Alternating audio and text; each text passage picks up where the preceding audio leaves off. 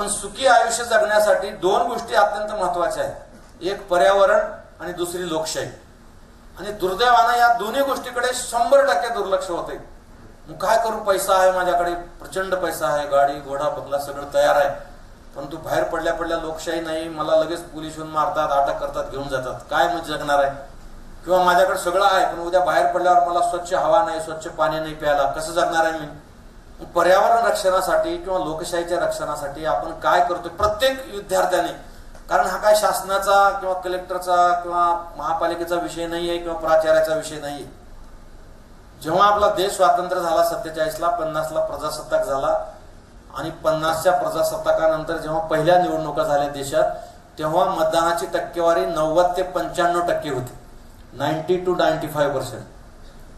आज ती 45 ते 50% पर्यंत आलेली आहे.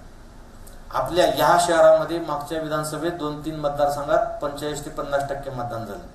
आता हे 45%ची पुढच्या वेळेस 25%, त्याच्या वेळेस 5% आणि त्याच्यानंतर 0% होणार नाही. कशावर? स्वतंत्र भारताचा इतिहास काढून कधीतरी वाचा, वेळ काढून. किती लोकांनी यातना, सुखदेव, भगतसिंग, राजगुरू सारखे किती लोक फाशीवर गेलेत, सावरकरांसारख्या किती लोकांना काळ्या पानाची अंदमान निकोबारला शिक्षा झालेली आहे, किती लोकांनी घरावर तुळशीपत्र ठेवलंय. असंही सगळं करून स्वातंत्र्य मिळवल्यानंतर आपण फक्त मतदान करू शकत नाही, ह्याच्यापेक्षा करंटापणा कुठला असू शकतो जगामध्ये?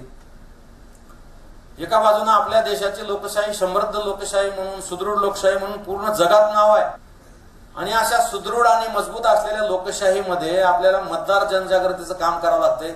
ह्याच्यापेक्षा वाईटपणा काय असणार आहे?